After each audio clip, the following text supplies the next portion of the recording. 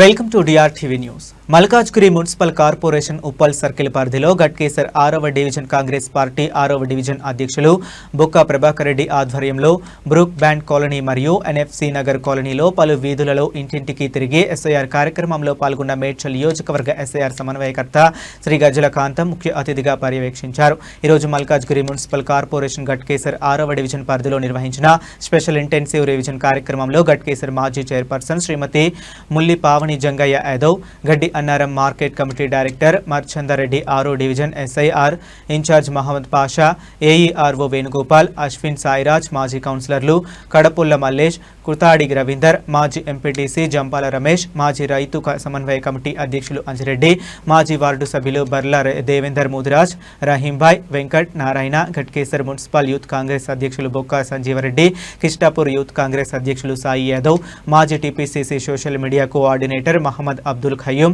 Ghatkesar minority అధ్యక్షులు Farooq bhai, social worker Siraj bhai, DCC మాజీ కార్యదర్శి Ulli Anjaneyulu, Besta Narsingrao, SC cell B block కార్యదర్శి సునీల్, మాజీ ఉపాధ్యక్షుడు బొక్క సుధాకర్ రెడ్డి, విజయ్ కుమార్, రాము, మైనారిటీ నాయకులు రెహమాన్, కడుపుల రాజు, నరసింహారెడ్డి, హర్షవర్ధన్ రెడ్డి తదితరులు పాల్గొన్నారు. ఈ సందర్భంగా మేడ్చల్ నియోజకవర్గ ఎస్ఐఆర్ ఇన్ఛార్జ్ గజ్జల కాంతం బ్రూక్ బ్యాండ్ కాలనీ ఎన్ఎఫ్సి ప్రాంతాల్లో ఎస్ఐఆర్ కార్యక్రమాన్ని పరిశీలించి బూత్ లెవెల్ ఏజెంట్లకు, కాంగ్రెస్ పార్టీ ప్రజాప్రతినిధులకు, నాయకులకు, కార్యకర్తలకు పలు సూచనలు చేశారు. ప్రతి అర్హత కలిగిన ఓటరు పేరు ఓటరు జాబితాలో ఉండేలా క్షేత్రస్థాయిలో అప్రమత్తంగా పనిచేయాలని, ఎవరు ఓటు హక్కును కోల్పోకుండా ఇంటింటికి వెళ్లి పూర్తి స్థాయిలో ధృవీకరణ చేపట్టాలని సూచించారు.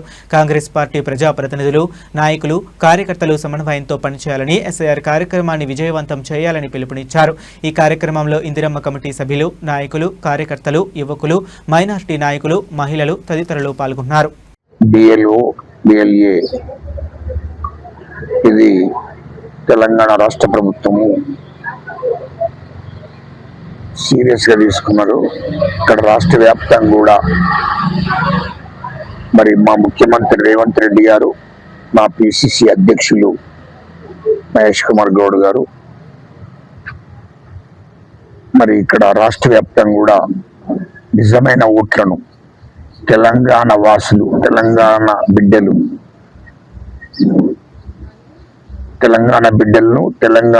4 కోట్ల మంది ప్రజలు, వాళ్ళు నీతి నిజాయితీగా ఇక్కడ ఉన్నటువంటి వాళ్ళే మరి ఓటర్ లిస్టులో పేర్లు ఎక్కాలని, ఓటర్ లిస్టులో వాళ్ళ నామ్స్ ప్రకారం ఉండాలని,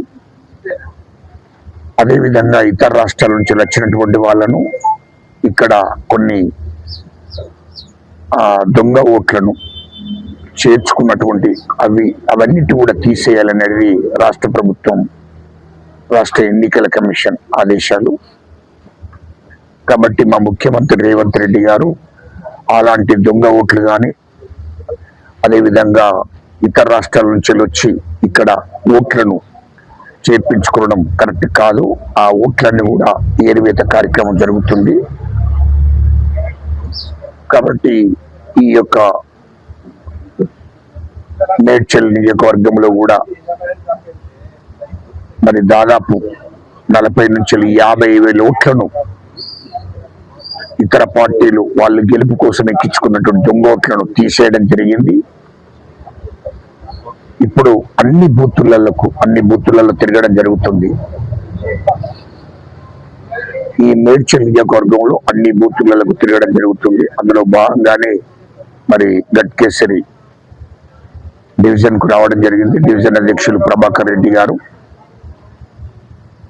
మరి ఇక్కడ ఉన్నటువంటి కాంగ్రెస్ పార్టీ సీనియర్ నాయకులు, అదేవిధంగా మరి అధికారులను కూడా కలవడం జరిగింది.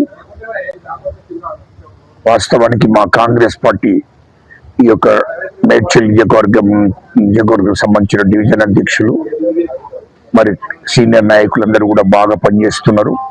ప్రతి పోలింగ్ బూత్కు వెళ్ళి ప్రతి ఓటర్ను కలిసి అధికారులకు కూడా సహకరించుకుంటూ పనిచేయడం జరుగుతుంది.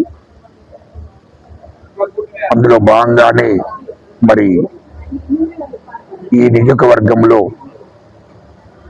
మరి దాదాపు 40 నుంచి 50,000 తీసివేత కార్యక్రమం జరిగింది.